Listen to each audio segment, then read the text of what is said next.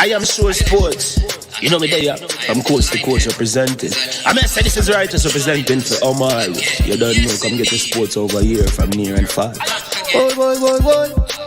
Me say I am sure sports, one thing me sure about. When me say sure, that me not doubt. Come get your sports, get it over here. Come subscribe, repost and share. I am sure sports, one thing me sure about. When me say sure, that me not doubt. Come get your sports, get it over here. Come subscribe, repost and share. If me not sure, that me not say it. Know who score, that me not say it. Never know no game play, that me not say it. If me never seen a game, me not know who play. For your sports news, better come over here so. For your soccer news, then come over here so. If you don't love sports, still come over here so. For the date done, you a go love over here so.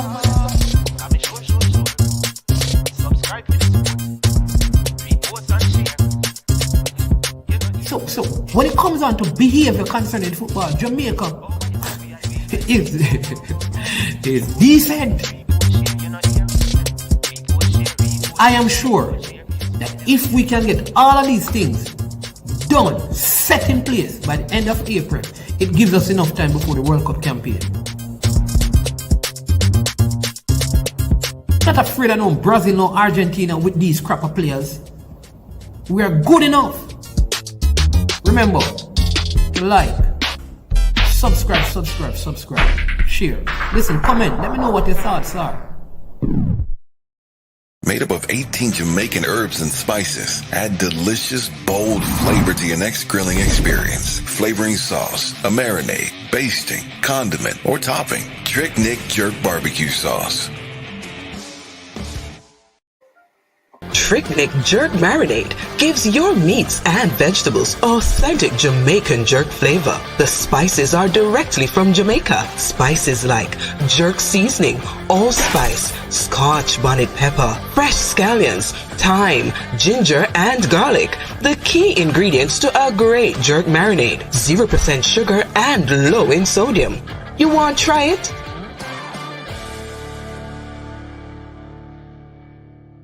William D. Memorial High School D-Cup Alumni presents its third annual fundraising barbecue on Memorial Day, May 30th, 2022. Wear your favorite jersey to Wilsonwood Park in Mount Vernon, New York. Remember to take exit 12 off the Hutchinson River Parkway. Music by DJ Mad Max of Sound 1000. Proceeds to aid the William D. High School Costa Cup team. For more information, contact Keegan 304-607-4034. Our codfish at 954-639-2991. Proud of people, it's important.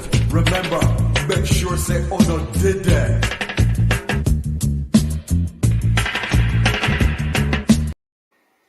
Hello, good afternoon to one and all out there. And welcome to I Am Sure Sports. Welcoming you all to another, a series around the NBA. Ladies and gentlemen, we ask of you, as you come on, as you log on, like, share the video, so we can increase the algorithm on our videos. If you like what we're doing on our platform, we give you the most authentic sporting analysis, and I Am Sure Sports. My name is Pioneer. Today I got a couple of friends with me. I got the man who everybody likes to hear on the platform, the man Kems, calls himself the voice. Welcome forward, Kems. We also have a man from Arkansas in the US. We have the man Chris Lynch with us today. We'll be joined by G-Star and possibly another guest or two. Gentlemen, welcome. It's been a while. Welcome for Chris Lynch. It's been a minute. Good afternoon, my brother. Good afternoon, King. Interesting happenings around the NBA. We're coming down to the playoff and playing picture. So, interesting days.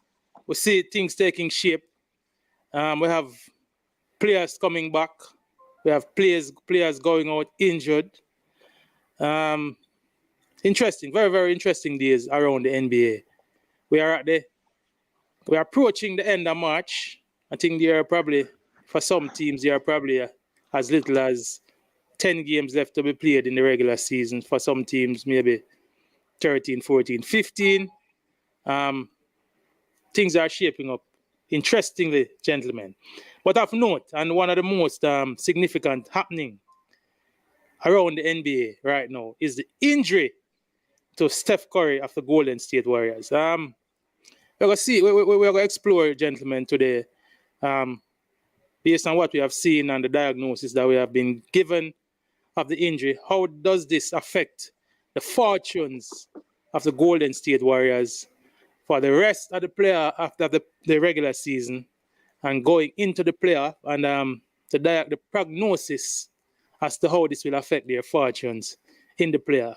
I'm going to start with Kems, because Kems always have some very interesting takes as it relates to the Golden State Warriors. Kems, how do you see this injury to Steph Curry affecting things and happenings for the Golden State Warriors? Good afternoon again. Big up everybody who's watching, listening in the comment section. Listen, for the past 2-3 months, I've heard that Draymond Green is the most integral part of the Golden State Warriors team. So Steph Curry being out, I'm not sure how big of a miss that is. But let me be serious now. This is huge. This is huge for the Warriors. And the fact that it is indefinite, it is huge. And if you remember, LeBron had a similar injury like this when Solomon Hill ran into his leg, and he missed a bunch of time, and he was never the same. And right now, the Golden State Warriors, right now they can finish as low as fifth right now. If we really look at the standings, look at the games that they have to be played, they have Phoenix Suns, they have the Utah Jazz, they have the Memphis Grizzlies, they have some really tough teams coming up, even teams that are really fighting for. They have the Los Angeles Lakers, and we know the Lakers play them absolutely well. So right now, obviously you're going to need Klay Thompson to step up offensively. You just need to play as a full basketball team, but the fact that it is indefinite, this look like this. I don't think he'll be back for at least the first round of the playoffs. And depending the luck of the draw, remember right now Jamal Murray and Michael Porter Jr. is down in the G League, getting ready to come back to the team. So if you guys think you can go down to the third seed to play against Denver, it's not going to look good for you guys. You guys need Steph Curry. Obviously, he's the best player on the team. He's the engine, Obviously, Draymond is important, but Steph Curry is the one who scores the basketball. So it's a tough situation. Unfortunate for Golden State, but I think this might be the end of the road this season for Golden State. Mama. Chris Lynch, how you see the fortunes of the Warriors being affected by Curry's injury? Looking at the rest of the regular season. Fortunately, good afternoon again, everybody who watching now and later. But fortunately for the Warriors, that this won't affect them much. I think it won't affect them much. I see that they're going to reevaluate Curry in 2 weeks. Based on what I see, I think I'm a very good judge of injuries as a sportsman myself. I think I judge injuries very well. And his brother went down similarly and came back, and I was listening to Steph's brother that had a similar same injury. And he's saying you're going to feel pain, but we're going to play in the pain. But get back to why it won't affect them now. It's a 7-game series. Steph is going to come back in the first round. The injury won't be that bad. Like I say, I am a very good judge of injury. I'm not being a doctor here, but they're going to reevaluate him in 2 weeks. And whoever you match up with, I don't think it's going to affect you that much in the regular season, Pioneer. You have Wiggins to score. You have scorers of the basketball. You have Poole, who needs more minutes, and will get more minutes with Steph out. So I don't see the big problem with it. It's a 7-game series, the playoff, that is. The fortunate thing for the Warriors, and I know this is why Pioneer must feeling happy, is not in that playing situation where one game might send you home. So you're safely in the playoffs. That's the big thing for the Warriors. And I think that's where they have little comfort and can give Steph Curry time to come back. And when he comes back, he do what he does. But Klay Thompson coming back, obviously, and going to get more minutes again, Klay Thompson. I just don't think it's going to be a big problem unless Steph is going to be out of the playoff series, which I don't think it will be in a 7-game series. All right, I want to welcome everybody in the stream. Welcome Gunners Boss, always here with us, Virgin. Point Action, big up yourself. I want to welcome Demo J9 and Cash Red. Big up yourself, Cash Red. It's good to have you in the stream, Virgin. Personally, this reminds me of 2016, where Steph got injured in a I think it was a first round series, and then Golden State had to play, I think, 4 or 5 games in the Portland series without him. And it was no problem. They were 3-1 up in that series when he came back. He came back and played the 5th game, and they finished off the series.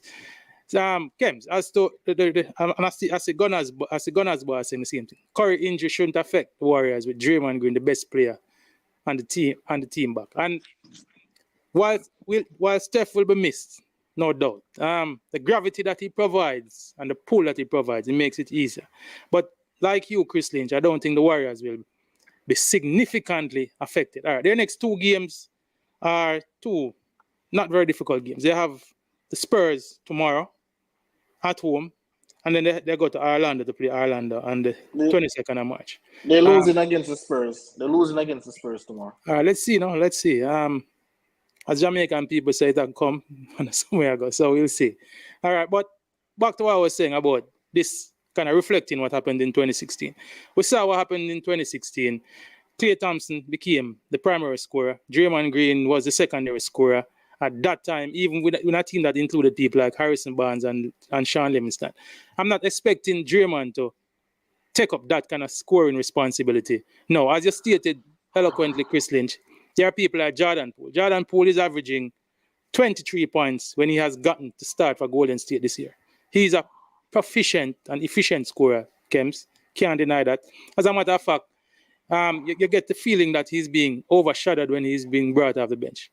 So, in a starting role now alongside Klay Thompson, starting at the point guard position, we might see him averaging maybe 30 because she has shown that he can score the basketball. The Warriors are not lacking in scoring in this present squad that they have. Andrew Wiggins has taken a little step back since January, and a part of that for me is because of the absence of Draymond. When Draymond is on the court, what he does sets up most of these guys to get better shots. See, and for me, and I in a way, whilst I'm not happy that Steph is out, this occurrence right now will show something that I've been saying for a long time, that when Draymond is on the court, everybody in the Warriors eats and they eat better, eats easier. All right, so for me, while I won't say no Steph, no problem, I think the absence of Steph Curry will bring other people to the fore. And I'm no doctor. We can't diagnose the injury. I think that for me, though, personally, I think a part of this is more precautionary than anything else. I mean, the Warriors have championship aspirations this season. As Draymond said in his first game back, whether we are the 2nd seed or the 3rd seed, they're expecting to win a championship. And they will need a healthy Steph Curry in order to win a championship. So if they have to rest him for the rest of the regular season, if they finish in the 2nd, 3rd, 4th seed, I don't think it matters to them. They will think that they can go on the road with a healthy squad and beat any team. So for me, whilst it is a little bit unfortunate, I don't think the Warriors will be drastically. They will be affected, but they won't be drastically affected by Steph's injury. That's just my opinion. Welcome, Jeffrey Entertainment. Jeffrey Entertainment says Warriors before Curry injured was overachieving. I don't agree with you, Jeffrey. The Warriors at the start of the season, without Klay Thompson, was the best team in basketball. They were sitting atop the league. That was before Draymond got injured. They actually went into Phoenix on Christmas night and spanked Phoenix quite handily. Hold on, Pioneer. You said before Draymond got injured, Warriors was the best team in basketball. That is grossly incorrect. Before Draymond got injured, the Phoenix Suns was the number 1 seed and the best team in basketball. With the Warriors a game behind and had just beaten them on Christmas Day. Well, the number 1 seed no mean you're the best team in basketball. I know. If your squad is healthy and my squad is healthy and I come into your house and beat you, it says to me that I'm a better team than you are. No, it doesn't actually. No, it But it doesn't does actually for me, because because if I come into your house, well, and obviously beat for you you, obviously for you. a Christmas Day game, which is a marquee, highlighted game, a national No, a game of. This is one of the big It's stages in basketball. A Christmas Day, no you boss. agree or you disagree? Disagree. It's So one you're game. saying that It's one Christmas game. Day, that Christmas Day win by the Warriors meant little or nothing in the context of Absolutely. a Phoenix Golden State. Absolutely. All right. Absolutely. Give me your opinion. Tell me. All right, listen. All right, so first of all, let me go back to Chris Lynch point. Chris Lynch, I know you alone play sports, bad man. We play 4 sports for a very long time at a very high level. You cannot come here and say you're a good, I can diagnose, I think I'm a good judge of injury. That's absolute garbage, right? Because again, these doctors who are there, and Pioneer, I know you're hoping that, it's not that serious. Listen, an injury like that, I guarantee, obviously, them already rule out Steph for the rest of the regular season, but I am not 100% sure, but based on what I've seen from LeBron injury, and I would say LeBron is much more durable than Steph. I believe that Steph would miss a lot of that first round of the Golden State. Now, Pioneer, you mentioned something about the 2016 Warriors. The 2016 Warriors and the 22 and this 2022 Warriors is 2 different Warriors teams. One, Klay Thompson was on fire in 2016. Klay Thompson right now is up and down. You don't know what you're going to get from Klay Thompson on a nightly basis. So you now saying, okay, well, I'm going to bank on Klay Thompson to up the score. You don't know where you're going to get from Klay Thompson. Sometimes he's good, sometimes he's got Stick up in.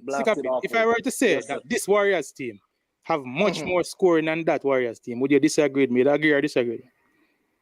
I disagree. You disagree. So tell me the scorers that were on that team that would compare now to a Jordan Poole and Andrew. Okay. All right. So again, I'm talking about efficiency scoring for me. So when I look, I think Harrison Barnes is better than Andrew Wiggins. No comparison. No, I think Wiggins is better than Harrison Barnes. Come on, no, Wiggins is better than Harrison Barnes. By a country mile and 2 donkey lengths added to that. Harrison Barnes better than Andrew Wiggins. Yep, and I think especially for the Golden State Warriors offense, I think Harrison Barnes fitted better in the offense than Andrew. I disagree with you. Listen, Sean Livingston was key for in that 2016. Better than Jordan Poole. Well, at the clip that Jordan Poole scored, I'm talking about scoring, Kim. So I asked you a specific question. I said to you, tell me the scorers in that Golden State team that you could compare to Andrew Wiggins and Jordan Poole. You have compared Harrison Barnes to Andrew Wiggins, which is Harrison Barnes. As a matter of fact, if you ask me, hold on, Kim. Let me remind you, because I don't remember that series. Yes. Draymond Green was the second scoring option in that series before Steph came back. Draymond Green actually averaged 22 points in that series against Portland. Harrison Barnes averaged 15 or 16. Yeah, but 2016 Draymond Green and 2022 Draymond Green. Fine. So I'm saying to you, Harrison Barnes was not even the second scoring option on that team. Draymond Green was. So Wiggins is not even the third scoring option on the Warriors right now. He's the fourth. But he's a better scorer, Kems, than Harrison Barnes. He's averaging more points this season for the Warriors than Harrison Barnes averaging in that season. Plus, as a matter of fact, if you ask me, I think Harrison Barnes was the Warriors' Achilles heel. I think he's one of the reasons why they lost that season. He came up small in a lot of the games. So Andrew, to compare, whilst I rate and respect Sean Livingston, you can't, in terms of scoring, you can't compare Livingston to Poole. Poole is a far better scorer and a far more efficient scorer than Livingston was. But this is what. But Pioneer, this is what I'm talking about. You're talking about individual brilliance. I'm talking about the cohesiveness as a team. I think the 2016 team cohesion was better than this 2022 team cohesion. That is my argument. All right. I might give you that in a case. Because that 2016 team was a team coming over from 2015. A lot of the pieces they would have won a title. They would have won a title before. And the cohesion have been good. This team, while some of the pieces like Wiggins and Poole are coming from last year, I think they are trying still. I think the Golden State Warriors, and I think this is where the coach is kind of disappointed. He's still trying to get it together. But I was specifically, my question to you, Kems, was specifically relating to scoring, my brother. Because without Steph, that is where they will be. That is where they will be more Just efficient. Pioneer, you and Kem's been talking a lot though, but someone just wants to say something. When all of us give our opinion on if Steph is coming back, it's all our opinion, Kems. I didn't say that I must be right or I know for sure. Yeah, I am just telling like you that I have seen AD injury. You would have known this first, and I know that was months injury when I see it. I see Steph injured, and if Steph comes back when the playoffs start, and I am right, I am not going to come here and boast because he's coming back when the playoffs start. I am not going to come here and say I am a doctor. I am giving a prediction of what I think Steph ankle injury looks like. That's all I am giving. I'm not telling you that you don't know. You can give your prediction. I'm not telling you are a pioneer, don't know how to make a prediction of someone ankle. I am telling you, I know that Steph is coming back then. That's simple. All right, gentlemen. I want to welcome Eddie Guna to the stream. I also want to welcome Outer East. See, Outer East is saying Wiggins is a better scorer, but Barnes did fit the Warriors system better. I think for me, Outer East, I think Harrison Barnes came up a little bit small in a lot of those series. I personally was disappointed, and I can remember G-Star specifically putting the blame for Harrison Barnes' lack of production. He blamed that on the coach. He was saying that Steve Kerr wasn't getting him involved enough during the regular season and in the playoff. And with that said, we want to welcome G-Star to the stream. Welcome forward, G-Star. Welcome Pagan 180 who is here with us. Pagan 180 is asking for predictions and opinions. All right. Are you saying predictions and opinions? That's all right. That's why we're here. That's why we're here. Pagan 180. Pioneer. It's about. Go ahead, Kems. You're saying something. Give me a second. Yeah. So, Chris Lynch, just like how you are allowed to come on here and make your opinion, I am also allowed to disagree with said opinion. So if you come on here, but you always disagree, Ken. That's the thing. It seems like you disagree with every opinion. It doesn't make sense. You disagree with every opinion. If you think that Steph is not coming back, I won't even disagree with you. That's what you think. But that's the thing, Christian. There's nothing to disagree about. Hold on, Christian. Kem said that Steph is not coming back. In the first series. Welcome for G-Star. Let me get you involved in this conversation. G-Star, we're looking at the injury to Steph. How we think it will affect the Golden State Warriors' fortune for the rest of the regular season, and how do we see his injury affecting their fortunes come playoff time? Whether you want to give a prognosis as to whether you think he'll be back, whether he's, you think this kind of injury will affect him in the playoffs. So give us your opinion, G-Star, as to how do you see this injury affecting the fortunes of the Golden State Warriors, and tell me what you think about it going forward. All right, fair enough. All right. Well, they said he has no ligament damage. There's nothing structurally wrong with his foot. Right? So it's a sprain or whatever. So I do think that he'll be out probably for the rest of the regular season because they're probably going to be cautious with him. I know you as a Warrior fan, you remember that first playoff series against Portland, or they won it without Steph, and then when Steph came back, he's doing the I'm back routine. I made mention of that earlier, G-Star. I don't know if you were watching at the time, but I made mention I wasn't watching that. No, I just came off of the road. So at the end of the day, though, they're probably still into the third seed. So regular season is regular season. That's not that problem. So let's talk about playoffs because that's where you make the money, right? That's the business end of the season. Mm-hmm. There's a big problem though. The question is Jamal Murray. Is Jamal Murray going to be fit for the playoffs? Because it looks like 3 plays 6. Golden State is going to be 3, and there's a good chance that Denver is going to be 6. So that could be a potential clash if Jamal Murray is right. But anybody else, it shouldn't be a problem. Dallas, whoever's in the 5th seed. Hold on to G-Star. We are talking about Jamal Murray coming off a year off. So don't. Yeah, but we don't know. That's what I'm saying. Kems, don't go make up your face. You just said since Klay Thompson has been back, He Klay has Thompson been up and out down. 2 years. No, 2 years. No, but hold on, Bridget. We have seen players coming. We have seen players coming back. This is a man who was out for a year, basically a year. But when did Jamal Murray go on? April 2021. So April you're talking about the man 2021. who's coming off a year, and you expect him to be back as his regular self that he was. Listen,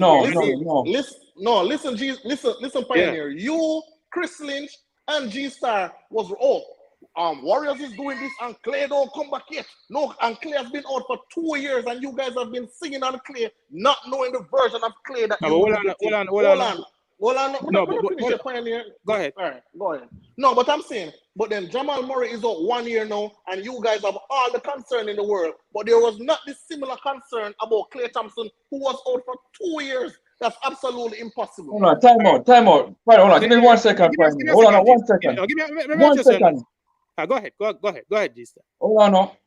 Kems, if you're going to speak, I want you to speak correctly and precisely. Wasn't I the one just bringing up Jamal Murray's name? So when you say you guys, call names.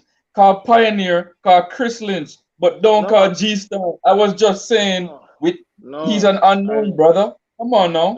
No, but I'm saying you guys didn't say the same Let me adjust something just a second. I was one of the persons looking forward to Klay Thompson coming back. Of course, we were looking forward to Klay Thompson coming back. All right, so the Warriors was buzzing without Klay Thompson. Nobody expected Klay Thompson to come back and have an immediate impact. All we were saying, when Klay Thompson comes back, when he gets time to acclimatize and get back into the league, and this we were looking forward to him coming back maybe in December. So everybody was thinking that he's back in December. If he has some time left in the regular season, what would happen at the latter end of the regular season going into the playoff? Nobody was saying that Klay Thompson was going to come back and the Warriors was going to magically start dropping 60 again and 37 in a quarter. We were thinking that we know the potential of Klay Thompson. He's going to come back into this very good Warriors team, get acclimatized, and then the Warriors was going to be a dangerous team going forward. Unfortunately for Klay Thompson and for the Warriors, before he came back, Draymond Green got injured, and that affected the team, the chemistry of the team. Now that Klay Thompson and Draymond is back, Steph is injured, and I can accede and accept that this might affect the chemistry because the three of them haven't gotten a chance to play together in rhythm with this new cast. But we are saying similarly, Kems, when Jamal Murray comes back, nobody expects him after being out for a year to come back and be Jamal Murray of 2020 or Jamal Murray of 2021. He's going to have to take some time for working way back. And they have very little games in the regular season to do that. He's going to, let's say he comes back next week, he has maybe 5 games in the regular season, and then it's a playoff. So what are you saying? Jamal Murray is going to come back and work miracles for the Nuggets? Yes or no? By the way, same thing I think of Wiseman. Yeah. Same thing I think of Wiseman that you just explained. He's going to be too slow coming back. There you go. All right. Go ahead.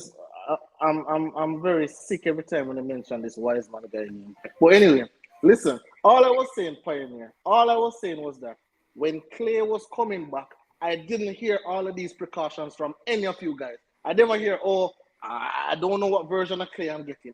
I don't know. But again, when it's someone else, when it's Jamal Murray, remember, Klay has been out for 2 years.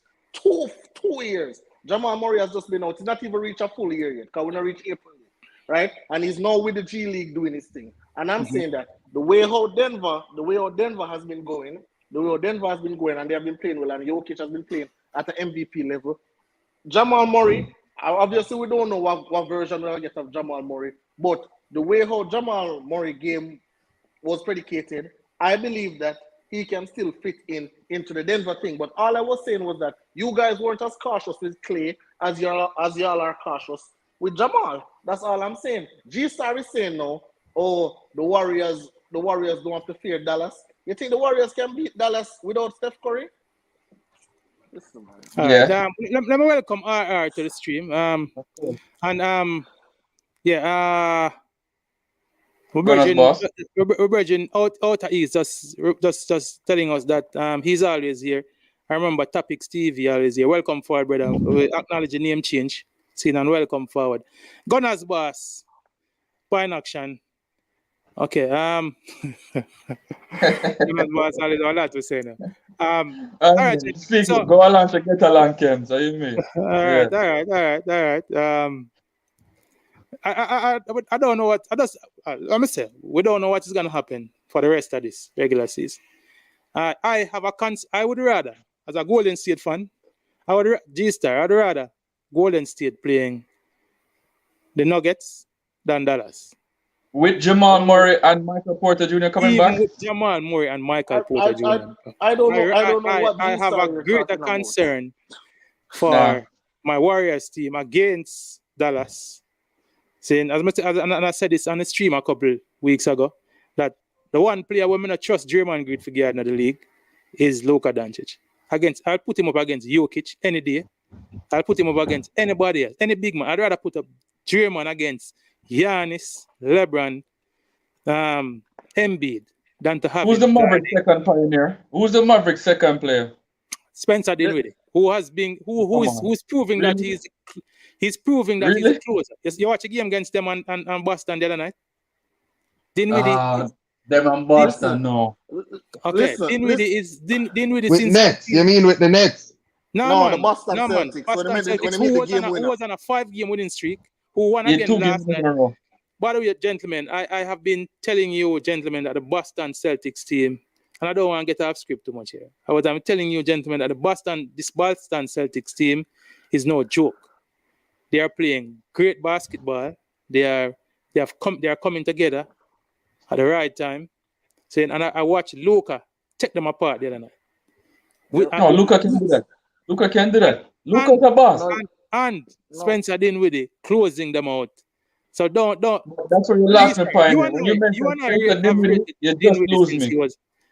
You and I have been raving about Dinwiddie, G-Star, since he was with the Nets. All right, so Spencer Dinwiddie, and I think he's a perfect fit for this Dallas team. And what Dallas has done, give me a second, Ken. So Dallas has done, they are playing really, really good defense. So for me, I'd rather Golden State playing Nuggets 70 a week more than playing Dallas. You're saying so? The West. Let me tell you something with G-Star. What I've realized with G-Star I've been on podcasts with him from NFL to NBA. G-Star is a name kind of guy. So, if you want to hear the big name them and that exciting, but I'm telling you, if you watch this from the way you talk, I know you don't watch Dallas Mavericks. You can't tell me nothing, you do not watch them. If you watch this Dallas Mavericks team and how they play basketball, especially what Pioneer mentioned, how they play defense, and then on the offensive end, let us talk about Dinwiddie. Let us talk about Brunson. Let us talk about I think his name is Finney Smith Jr. something like that. Yeah, man, Finney Smith. And then Jalen Brunson. Yo, you really call Jalen Brunson, brother? Man, Brunson's balling G-Star. This is exactly what I tell you. You're not watching him G-Star, man. Jalen Brunson's balling, my brother. Just Kev, I've been watching the playoffs. G-Star, Brunson game. I don't know if you remember when we were talking about teams, but Memphis and Dallas was the two teams that I said the West seems to eating up because of those two teams. And Brunson game, G-Star, like Ken said, if you watch them, Brunson game is going to fit the playoffs because he can get you a bucket, bro, when you need it in the playoffs. I've been watching Jalen Brunson since he was in college. Nobody need to tell me about Jalen Brunson. Yes, he's improved, but at the end of the day, you know who he is, Kems?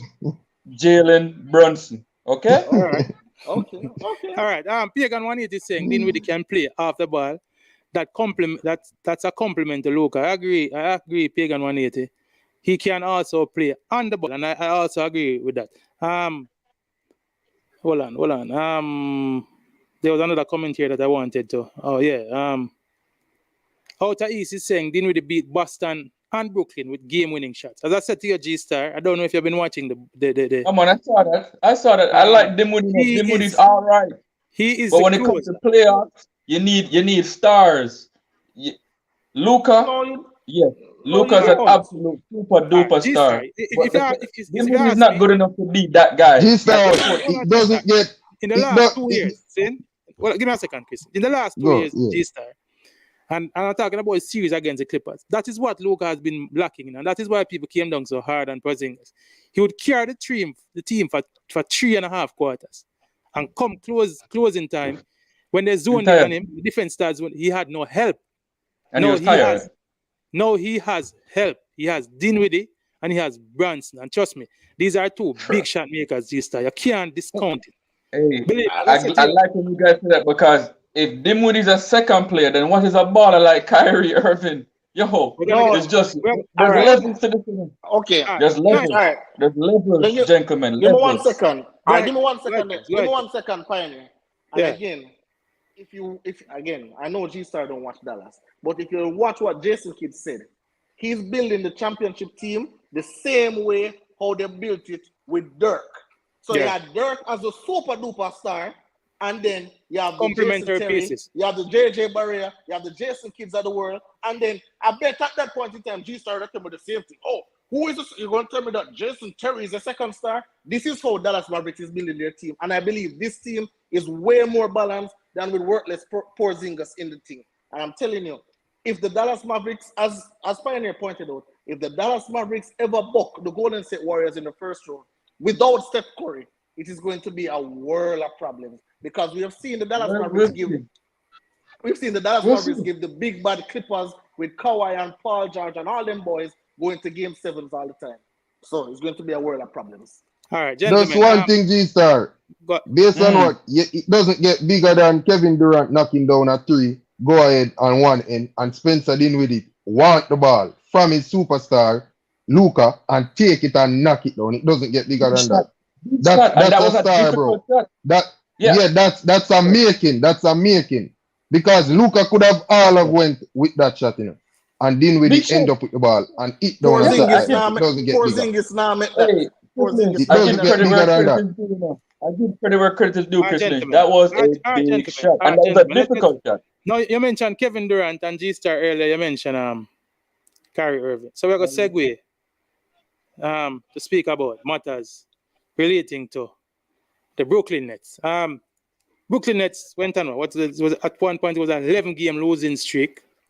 We saw Kevin Durant coming back and has helped to steady the ship, has turned around the fortunes of the Nets somewhat. They're still sitting in a playing position in 8. When I look at it, it's going to be very difficult for them to get into the automatic playoff spot. I think there are 5 games or 4.5 games outside of the 6th spot. It's going to be a little difficult. But based on what we have seen, since KD have been back, with still no Ben Simmons in the lineup, don't know what we have not heard a definitive date for his return. And still with Kyrie only playing away games. First, let us speak to what the return of Kevin Durant has meant for the Brooklyn Nets. And then we'll speak about, one, Ben Simmons, and secondly, Kyrie Irving. We're going to start with you, G-Star, as the biggest Brooklyn fan on the panel. All right, tell me. Thank you. I appreciate that. Yeah, man. I appreciate that, Pioneer. I appreciate that. Yeah, what Kevin Durant has meant coming back to the Brooklyn Nets, for me, he's definitely their stabilizer, right? You can almost say he's their everything. He's their super duper star. He's their best player. People will say, arguably, he's the best player in the league. When he went out, that's when they went on that 11-game losing streak. But what I like, I'll tell you what I like. I mean, I don't think I need to say any much more about KD and what he brings to the Brooklyn Nets in terms of that confidence. And then I kind of like what's going on with KD and Seth Curry, not Steph Curry, Seth Curry, right? And the Brooklyn Nets are playing a little bit better defense. Like even that shot that Spencer Dinwiddie hit, right? That was a difficult shot. That was good defense, but that was just better offense. You know what I'm saying? So for me, KD just brings that stabilizer. He brings that confidence, and the fact that he's there, they're a real title contender. I want to talk about Ben Simmons, but you said after. No, man, go ahead, man. We're addressing. I'm giving you a chance to talk about all 3 things. Okay. So no, Ben Simmons, no. For me, that's a big issue. And what I'm actually wondering is, when the Brooklyn Nets made that trade for Ben Simmons, was his back already injured, right? Because he must have had to do a physical. He hasn't played no games. So if Ben Simmons is not right this year, that's a fleece of a deal for the Philadelphia 76ers, right? Mhm. Because all of a sudden he has this back injury. It's a little fishy to me. And then they asked Steve Kerr, did his MRI come back clean? Steve Nash, not Steve Yes, Kerr. yeah, Steve Nash. And then he's asking the question, what does clean mean? So that means he's being, he's posturing. So Yeah, that's not a little evasive. yeah, so that's not a very good sign moving forward. But at the end of the day, you have KD, you have Kyrie. I mean, that's all they really need. And the role players are coming into form. And what I really like from the Brooklyn Nets is that they are playing defense that I really haven't seen them play in terms of being on a string and being organized. Yeah. So Brooklyn Nets are looking really good. Even your boy Bruce Brown is balling the G-Star. Playing well. I can't Pioneer, I can't ever say nothing about Bruce Brown, Pioneer. You know my Bruce Brown killer. I cannot say nothing bad about Bruce Brown again, bro. He's playing decent. And Cam Thomas, my only thing is that I need Steve Nash to play Cam Thomas a little bit more. And one last thing, gentlemen. One last thing. I'll be less than a minute. I didn't get to watch that last game against the Dallas Mavericks. But what I did see was I saw Luka posting up Goran Dragic and hitting a nice fadeaway one time. They switched. They next time down the floor, posted up Goran Dragic. Luka hits another fadeaway, 2 points. Right? KD comes down and hits that three. Remember, I'm watching the highlights, and I'm saying to myself, I wonder if Steve Nash is going to take off Goran because there's only 10 seconds left. I wonder if Steve Nash is going to take off Goran Dragic and put in James Johnson because there's only 10 seconds left, right? If you get a rebound, just call timeout and you can go offense, defense. But what does Steve Kerr do, Pioneer and gentlemen? He leaves Steve Nash. She keeps saying Steve Kerr. He leaves Goran Dragic in the game. I know you have no love for none of them coaches. I know you don't rate Steve Kerr, and I know you definitely rate Steve Kerr a whole lot more though. Okay, cool. Go ahead. Yeah, Steve Kerr is 10 times better than Steve Nash. No. Gentlemen, what was Goran Dragic doing he's an obvious weak link. What was he doing on the floor with the last 10 seconds left? And do you know who Spencer Dinwiddie made that shot over?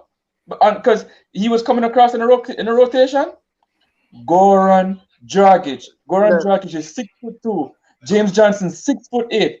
That would have been a much more difficult shot if James Johnson was the one who's putting his hands up instead of the next Goran Dragic. Hindsight 2020. Brother, I just said, Kems, before the play was even made. That's the difference between me and you, Kems. I play ball and I've been watching ball. Let's not stray too much off script. No, but that's it. That's all I want to talk about. We were talking about how this whole Kyrie situation with being able to play road games, not being able to play home games. How is that going forward? Does it go well for them since they are going to be the lower seed? They might get to play. He might get to play more. Depends on the Toronto mandate. Because some people say that Toronto is freed up now where Kyrie can actually play in Toronto. I don't know about that personally, but that is what I've been hearing. So people have been saying that Kyrie will be allowed to play in Toronto. They're mixing up two things. I think you don't have to be vaccinated to travel. Or you don't have to do the vaccine test to travel. So they're mixing up two. Yeah, they're mixing up the traveling protocol versus when they're there. He can't play. Yeah. That's a fact? That's a fact that he can't play. Yes, that's a fact. Okay. All right. So somebody else can take the wheel. All right. So, let me jump on this thing, right? Because, I remember we jump on here and, I said that, we were talking about who won the trade, and I said obviously Philly won the trade because they get somebody who can play. And I said we don't know when Ben Simmons is going to be back between his mental issues that he has going on, and as soon as he arrived in Brooklyn, we start hearing about he had some back pain, back problems, and now they're saying he had to do a epidural or something like that, and they're also saying that he might miss the whole of the season. If that is it, then I'm really sorry for them. With the Kyrie thing, let me touch on that really quickly, G-Star. Kyrie, so right now, Toronto is 7, and I'm glad that Cleveland got that big win against Denver last night, and Lakers got the big win against Toronto. So Toronto stay right there in 7. So Toronto is in 7, and Brooklyn is in 8. Yeah. So they're going to go to Toronto. Kyrie cannot play that one. And the last 2 games, Toronto have beaten Brooklyn. Yeah, but season, but hold on, Kems. The things could still change, you know. They have all right, yes, but we're talking about where it's at right now. Okay, good. Right so don't be too definitive in what you're saying. Okay, so where it is right now, if the playoffs started today, Kyrie couldn't play in Toronto. So let us say now Brooklyn lost that game without Kyrie because they have lost to Toronto every single time without Kyrie. So say they lose that game without Kyrie. Now, in the 8th seed, they will be host of the 9th and 10th. Kyrie couldn't play that game as well. So whoever they're going to play, either the Hawks or another team, Kyrie can't play that game as well, is in some deep trouble. Okay, now you spoke about Kevin Durant coming back. Listen, this is one of the greatest players who ever played the game. This is one of the greatest players today. So obviously Kevin Durant coming back is going to be something special for the Brooklyn Nets. Every time he come back, it looked like he doesn't miss a beat. Fit right in, play basketball. What I would want from Kyrie though, you see those 60-point game against the second worst team in the league, the Magics and those teams. I want to see that against some real good team. Because when he played against Boston, he was absolutely poor. We can all attest to that. He was poor, right? So I want to see that. That might have been a little bit of psychology, though, Kems. So he have a history with the people of Boston, and they were consistently booing him and them things. So that might have been a little bit of psychology in that. Well, I mean, 60-point games are 60-point game. Not discounting, my brother. No. The opposition matters. Just like when LeBron against Washington, the opposition matters. They can boast about it, they can gloat about it, but let us put things in its proper context. The opposition matters. 60 against Boston is different than 60 against Orlando. Let us not play ourselves, right? So when I look at that now and I'm saying, Kyrie, I think Kyrie is still letting down his team. What I'm willing to admit though, when Seth Curry is healthy, he's playing some really good basketball on the offensive end. On the defensive end, obviously, they're picking him out, put him in the pick and roll and that kind of stuff. So I'm looking at the Brooklyn Nets, and right now, Pioneer, if things stay how they are, I am worried for them. KD probably have to put on a monster performance, probably go for 60, 65 in order for them to make the playoffs. But they're in some serious trouble as currently constructed. All right, my brother. I want to welcome Wandan MUFC 45 to the chat. Wandan MUFC saying that KD don't got the best player on the next team. He also says the Nets is an early exit for him. That is your view. Wandan FC. Gunners boss asking what happened to Joe Harris. I don't think we'll be seeing Joe Harris for the season. He's out for the season. Based on what we have heard, Gunners boss Joe Harris is out for the season. I don't think his shooting will be missed, but considering the pieces that they have added in Patty Mills and Seth Curry and Dragic, I think that is, they have overcompensated in terms of shooting for Joe Harris. Joe Harris kind of came up a little bit small last year, so I was a little disappointed. Like I told you, you would. All right, Christine just said that. Christine, so give us your prognosis. Yeah, man. Diagnosis. It's obvious that health is the major issue with the Nets. Health, that's a major issue. Whether it's vaccination, that's a part of health these days. Yeah. And that goes to Kyrie Irving. He's very good at when he plays basketball. He's a very good player, Kyrie Irving. So the Nets obviously going to miss him in locations where he cannot play. I think they move up the ladder though. I think they finish in that 6th seed. I think KD, based on what I see, KD, Patty Mills, I think KD has enough to go for that 6th seed. That's a prediction. Again, that's my prediction. If anyone thinks otherwise, it's okay. But I think the Nets. I think the Nets finish. I think the Nets finish in 6th. And if they don't, I think they're still okay. Let me ask you one quick question, Chris Lynch. These are the next 3 games. The Jazz, the Grizzlies, the Heat. Two of those games, I think. Now, one of those games going to be at home. 2 going to be away, I believe. So the Jazz, the Grizzlies, the Heat. They are home to the Jazz, away to the Grizzlies, away to the Heat, and then home to the Hornets, then home to the Pistons, then home to the Bucks, then away to the Hawks, then home to the Rockets, then away to the Knicks, which is New York anyway, so Kyrie won't be able to play. Then home to the Cavs. Then they finish off with a home game against the Pacers. Kind of a difficult schedule still. So go ahead, Kims. I know you. Yeah. So Christine, so looking at that schedule, and I'm going to tell you now because I know you probably never researched it also. The Cavaliers schedule is much easier than that one, and also because Cavaliers in 6, and the Raptors schedule is much easier than that one as well, and the Raptors is in 7. So I'm just asking, based on your prediction. I know it's your prediction. I'm not critiquing it at all. I just want to know, based on your prediction, Chris Lynch, you still believe, with more information that we're giving you still believe the Brooklyn Nets want to go up the ladder and pass one of these teams? I wouldn't have said that if I didn't research it. So you just saying I didn't research it, that's not fair. I wouldn't have said that. I'm talking about the Cavs schedule. Yeah, I have to look at who they can pass, and I think they're going to end up in front of that Cavs team. No, so you look at the Cavaliers schedule, and you say that the Brooklyn Nets going to pass the Cavs. Exactly. As it stands, Kems, come on, we don't. All right, we don't want to get. It's not. All right. Whilst I agree that it's a little difficult, I wouldn't even say it's unlikely. I'd say it's definitely not impossible. I wouldn't even say it's unlikely. What I'll say is that it's a little difficult. They are sitting 3.5 games behind the Cavs as we speak. 3.5 games is not a lot of games to make up. You know what I would want Kems to research, as difficult as it be, Pioneer and Kems and viewers. The Brooklyn Nets is going to start favoriting more games than the Cavs. You know why?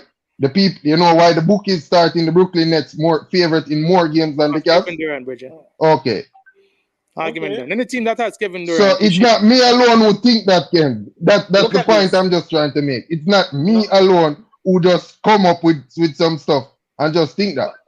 Pioneer. So the Cavaliers win 40 games, the Brooklyn win 37. Cavaliers lose 30, Brooklyn lose 34. So Cavaliers play 70, Brooklyn play 71. Cavaliers have 12 games left, Brooklyn have 11 games left. And out of that, I see 6 losses. I see 6 losses after bat for the Brooklyn Nets. That's a prediction, games. That's what I'm prediction. We're all predicting. All right, so predict. That's what I always try to tell Ken. It's what he thinks and what me thinks. It doesn't mean all right, against him. Hold on, Christy. You want to welcome Chicknick Cooks. Chicknick Cooks to the stream. Chicknick Cooks is saying that Brooklyn, he's saying, but they can't even pass the Raptors. Again, Chicknick Cooks, that's your opinion, and you're entitled to that. But it's quite interesting. I'm sure that Steve Nash, Kevin Durant, and the Brooklyn Nets would love to avoid the playing situation, especially since, based on what we are looking at here, one, Kyrie might not be able to play in Toronto, and secondly, he would also be faced, if they lose in Toronto, they might be faced with a situation where they're playing at home against the loser, against the winner of the 9-10 series, which means, and they're going to be playing in Brooklyn, which means Kyrie might be excluded for that game. So it might provide them with a little extra motivation to go harder, to plan strategically to win more of these games with a view of getting to that 6th seed, knowing that in a 3-6 matchup, they're going to be help is on the way. Yeah, and they're going to be on the road for most of those games. So, who is in it? Well, we can't predict anything when it comes to the East now, because I think between 1st and 5th is like 2 or 2.5 games. So, whoever they're going to be playing, which wouldn't be a team that Kyrie, a series that Kyrie would be excluded from playing in road games, they're going to have Kyrie for possibly at least 4 of those games away from home. So it might just it makes for an interesting end to the season by the Brooklyn Nets team. Welcome forward, G-Star. Welcome forward to the stream, Virgin. Interesting days. Gentlemen, I'm gonna give my view still in terms of what I see happening with the Brooklyn Nets. Like you, Chris Lynch, I think that any team that has Kevin Durant, if there was ever a doubt as to exactly who or what Kevin Durant is or what he can do, I think we need to look no further than last year in the playoffs. I think with Kyrie getting injured, with James Harden being out for whatever we saw of him in the series that he came back, he was a shell of himself, obviously. All right, so Kevin Durant was basically carrying that Brooklyn team last year almost single-handedly. You'd say he carried 70%, 75% of the load. He has more help this year. When you look at Patty Mills, when you look at Seth Curry, when you look at what Drummond has been since he has been here, when you look at this version of Bruce Brown, when you look at Johnson, I think he has help this year. Well, as I said a while ago, I think it's a little hard. I don't think it's impossible for them to finish with the 6th seed, and I don't think it's even. I'd say it's unlikely, but I think it's, as I said, it's gonna be. For me, my personal disappointment is with the Ben Simmons situation. I would have expected Ben Simmons to be playing from about last week. I was thinking that mid-March, going towards the end of March, with 10 games left in the regular season, he would get acclimatized, be with the team, and start flowing and build with the team going into the playoffs. I'm a little bit disappointed by that situation. Still not very clear. I mean, you hear about back issues. Who asked the question? Did he come into the team with these back issues? Was the trade done? Was Brooklyn aware of these back issues going into the trade? We don't know. For me, it's gonna be a little bit ticklish for them. Just say, for example, he misses the rest of the regular season and he's ready for the playoff. It's gonna be a little ticklish for them, including him in the playoff setup going forward. With the Kyrie situation now, I don't know. I think Kevin Durant did his team a disservice when he called out the mayor. I think the mayor, I said to somebody, I think the mayor's hand was on his pen to reverse the protocols, and we might have seen Kyrie back being able to play all games. I think when KD called out the mayor, I think he kind of, rubbed the mayor a little bit wrong. And I think the mayor probably put on the pen and said, listen, let me show you, I am the mayor. So I'm not doing anything. I disagree. Tell me your disagreement now, Kems. Yeah, I disagree that the mayor was ready to let it loose. Remember, when the mayor was lifting all kind of mandates, remember what the mayor said. This is a private sector business, and he's not going to get involved in the private sector. And also, he's not going to change a rule for one person. He came out straight and very blatant. Go ahead, Pioneer. Pressure was being brought to bear in different quarters. Right? There were people working behind the scenes to try and convince him to do something else. But I think just the fact that KD came out, I mean, it was like you basically tried to jeep up the mayor. So I think any chance of the protocol has been reversed was kind of, set back by KD's occurrences. I want to say one thing about the Kyrie thing, and then a question for Kim after. For me, when you really check the levels, Kyrie Irving is really in a lose-lose situation. The first lose situation is if he doesn't take the vaccine, right, during the playoffs, it could be a game 5, game 6, critical games. Everybody's going to be looking at Kyrie sideways, and the media is going to be coming down on Kyrie saying, boy, why is he being so selfish? Why doesn't he take the vaccine? Why doesn't he take the vaccine? Now, let's just say he does take the vaccine. Mm-hmm. Everybody also is going to be coming down on him and saying, yo, brother, that's what this all about. You could have taken the vaccine from a long time. Yo, you're a sellout because what? You know what I'm saying? So he's in a lose-lose situation. The next thing for Kems now. Kems, what has the Brooklyn Nets done to you? Why don't you like the Brooklyn Nets? Answer that question, please. Okay, so first of all, let me just address a little bit. You have a minute to answer that question, Kems. Minute, okay. All right, no problem. Let me address the thing about lose-lose. I don't agree. Remember, Kyrie came out first and said he doesn't have a problem taking the vaccine. He's taking a stance because people are forced to take the vaccine. So that is why he's taking that stance. So he doesn't really have a problem with the vaccine per se. Next thing, what I have with the Brooklyn Nets, listen, I am not a sensationalist like you guys. Listen, I talk about what I see. Only thing I'm not going to say what Christian says the Lakers is the worst basketball team in the NBA. I'm not willing to say that. A team with LeBron can't be the worst basketball team in the NBA. But the Brooklyn Nets, I believe they are grossly overrated right now, especially how they are short-handed with no Ben Simmons and no Kyrie for home games. So I think they're absolutely short-handed. So I'm not going to jump up and say, oh, whatever the odds makers saying. What I'm seeing is that when Brooklyn Nets don't have Kyrie, the other team double Kevin Durant, get the ball out of his hands. Oh, is okay. Yeah, the other team. So we can move from that. Yeah, I think G Star and Kems will take up that private. Anyway, welcome Tricknick. Tricknick in the building. There's a Tricknick in the building. Raptors representing straight out of Canada. Welcome forward, Tricknick, and welcome everybody out of Canada. Good to have you here. You know, hold on. I had another comment that I wanted to. Tricknick had put up this comment. Tricknick Cooks. Kyrie won playing 8 games. I think he missed 2 already. So 6 more games he'll miss. No, it's actually 10. It's actually 10 games out of because they had 13 games left, and he could have only played in 3. And I think they played 2 games already. He's in a world of trouble. The Brooklyn Nets in a world of trouble right now. Big up yourself, Tricknick Cooks. All right, gentlemen. We're on our in the stream. We'll go for another 5 or at most 10 minutes. We're looking at the playing picture. First, we're going to start over the West since Kem's favorite team is what's the word? Precariously poised in the 9th seed. Got a win. A big win.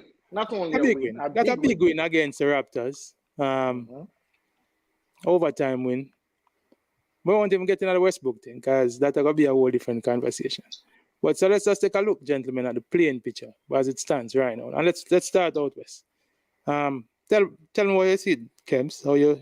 I know you're going to sensationalize the chances of the Lakers, but start there and then you look at the other teams in the playing picture. All right, listen. So the Lakers are going to make the play-in without a doubt. Whether it be 9 or 10, that is yet to be determined. But the next best team is the Spurs, and they're 27 and 44, and the Lakers are 30 and 40.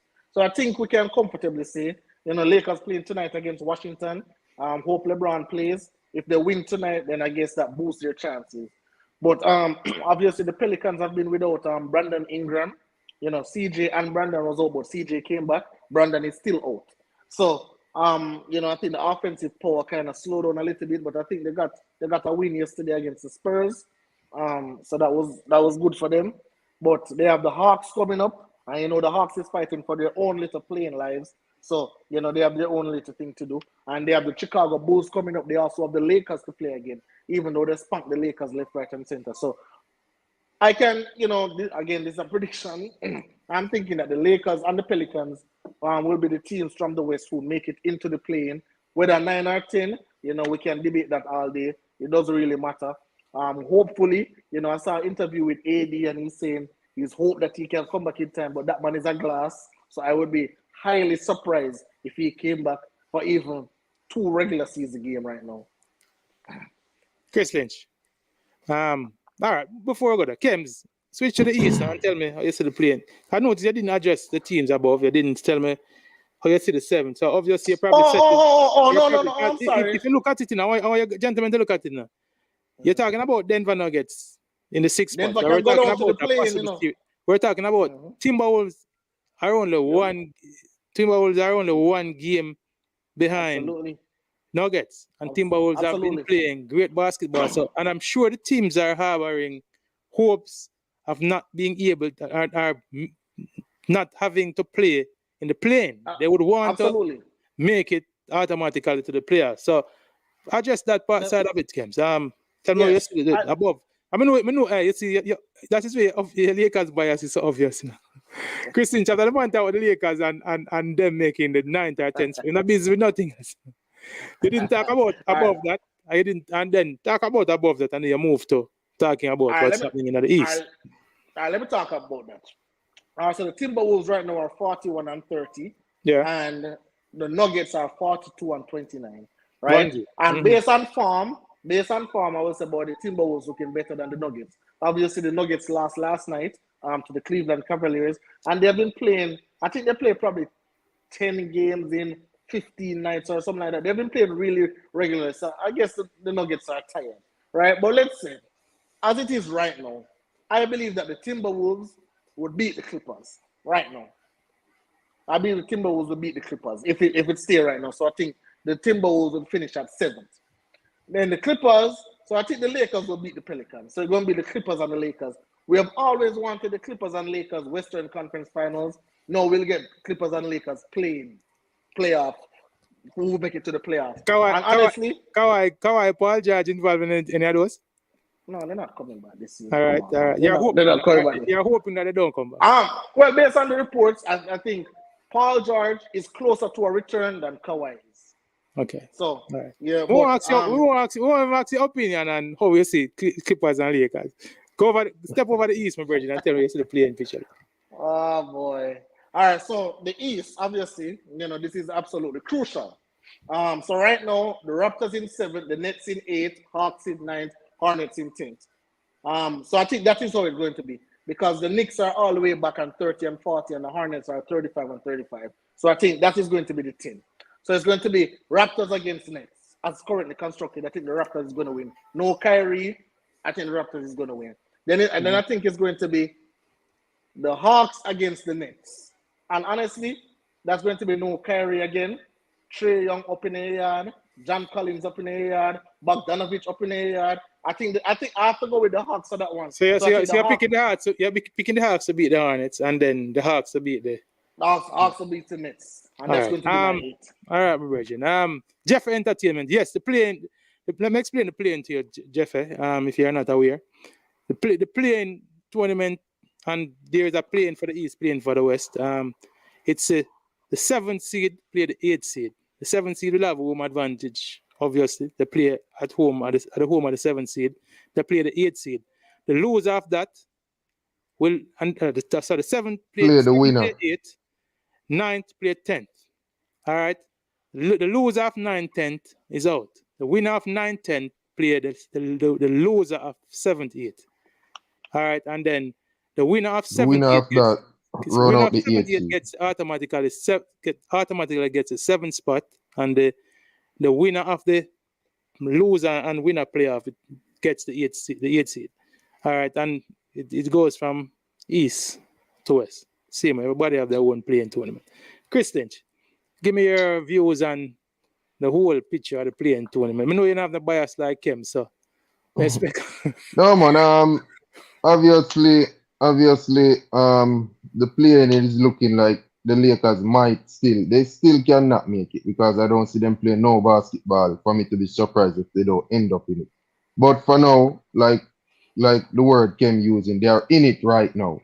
So if they're in it right now, I'm going to leave them there. But I think the Minnesota Timberwolves goes up. I think Cat is searching for something on his name basically. Everyone basically is on him, jumping on him because of what he did to the Lakers and Russell Westbrook. So everyone jumping on him and he wants the respect. So I think he's going to start balling out and try to finish in front of Denver. I think they need Denver to stay out of that playoff. So you have Denver in the play. Yeah. All right. So obviously Denver, Clippers, Lakers, Pelicans. All right. Over in the East. And then we'll go to the East. Like I tell you earlier, the Nets is going to find a way to go to that 6 spot. 3 games is not a lot. I don't know why 3 games become this miracle. The 3 games is not a miracle. With or without Kyrie Irving. We see what Kevin Durant did against the NBA champions. They were the NBA champions. Kevin Durant turned up every night and balled them. That's what he did. So any other team, he had done that too. So you're elevating the Nets to 6. Who you're pushing down to the 7? And I'm taking down Cleveland. I'm taking Cleveland down. Yeah. I'm taking down Cleveland. All right. So you have Cleveland, Raptors, Hawks, and Hornets in that. Simple as that. Yeah. All right. Interesting. Welcome Dre Anyweather Sports to the chat, and I want to answer a question for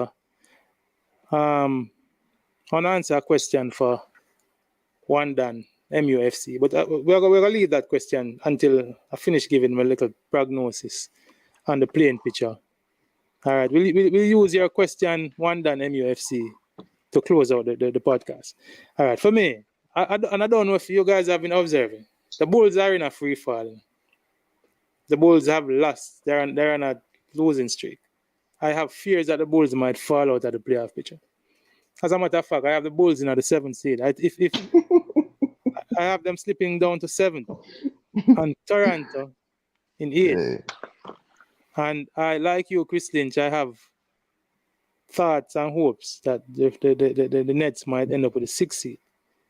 But you're different. You're a hope man pioneer. You're biased. You're biased. No, make you a hope. it's not a bias. It's not, all right. Let me say hope. All right. I want to see Kevin Durant in the playoffs.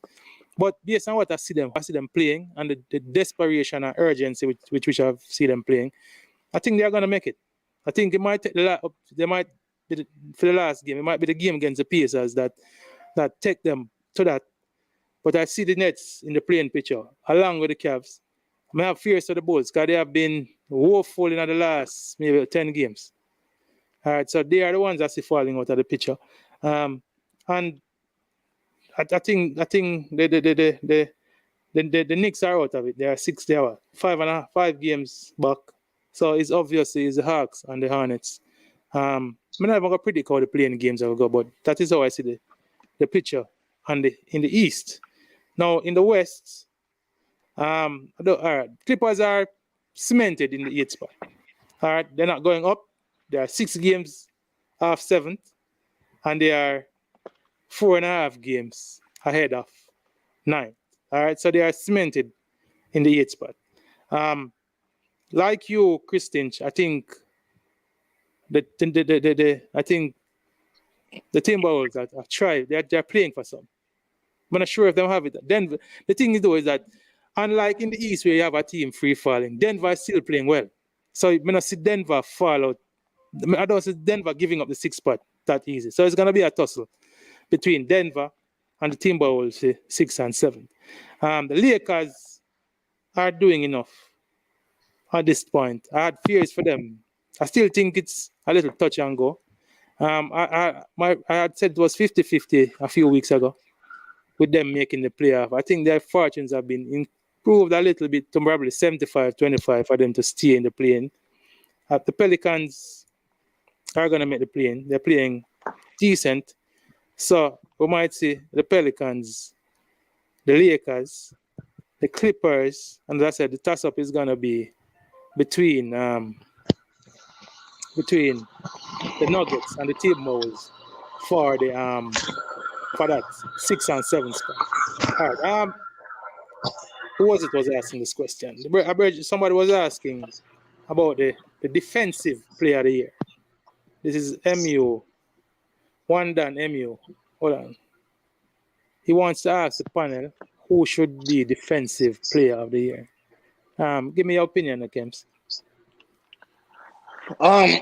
So my defensive player of the year, obviously before Draymond went down, it would have been him. But I believe that he missed too many games.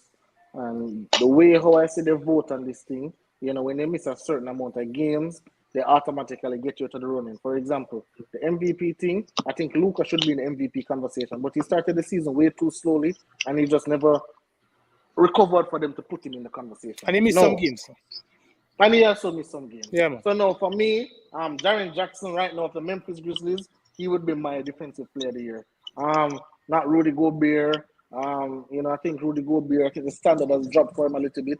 But I think Jaren Jackson has the highest defensive rating in the league right now. And again, he's not going to jump off the board with 18 rebounds and things. But again, the eye test is very important. When you watch the games, when you watch what he's doing on the defensive end, taking up the best player on the other team, being that staple in the defense for Memphis. And I think Memphis is a top 5 in defensive rating. So when I look at it, he's the only person definitively I could say if I had a vote, if I was supposed to vote right now, I would vote Jaren Jackson right now for defensive player of the year. Christian, who you have as your defensive player of the year? Yeah, I think it's going to be Draymond Green. Even though he missed some games, Jarrett Jackson is right up there, but for some reason, I think the impact of Draymond Green and what the Warriors do, especially when he's missing, I think people who are going to vote realize that how important he is defensively to the Warriors, and I think that's where my vote lies. All right, for me, is as much as everybody knows Draymond is my player, rate him highly.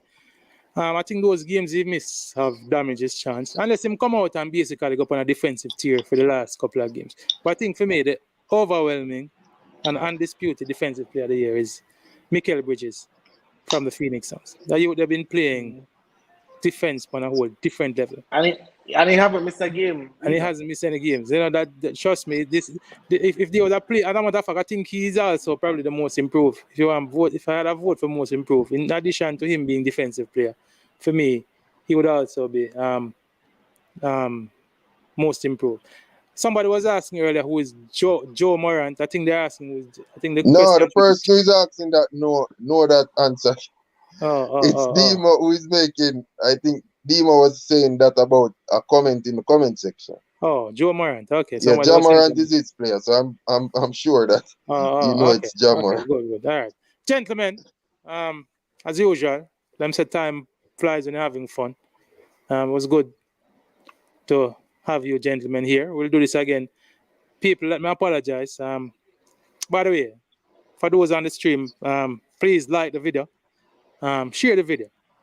As I see people actively commenting here, and obviously you guys like what we do. You are here with us week to week. So we are asking you to share the video, gentle folks, and like, and feel free to put a comment in the comment section. In addition to people who are on the stream, we appreciate your comments in the comment section. We apologize for not doing a stream for the last 2 weeks. The situation's beyond control. We are getting to the real business end of the NBA season now. We will be here more often. We'll be here at least twice a week, sometimes 3 times. All right, and we'll have these regular faces in addition to guests and special guests for the rest of the regular season and into the playoffs. All right, as usual, it's good to have been here. My name is Pioneer, and this is I Am Sure Sports, and this has been another one in our series around the NBA. We have G-Star joining us a little late. G-Star, we're kind of wrapping up, my virgin. Yeah. My apologies. Last week. I realized that you had to bug out for a minute, so we're wrapping up. We'll be back here about Wednesday, gentle folks, for another in our series. G-Star, you want the final word? We're discussing the playing picture, but playing pitch. Quickly. Well, I think we pretty much covered it already. The Nets are in trouble. The Lakers are in trouble. But we'll see how it goes. You know what I mean? All right. But hold on, one thing. Pine Action did say give Steve Nash a break. He's in his second year. I just want to address Pine Action. Pine Action. That's common sense things.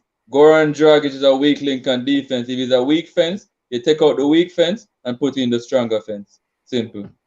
All right, yes, sir. Give thanks. Ladies and gentlemen, this has been another a series around the NBA. As I said before, like the video, share the video, and we'll be back here on Wednesday for another one in our series around the NBA. My name is Pioneer. Have yourselves a wonderful rest of the weekend, and see you soon.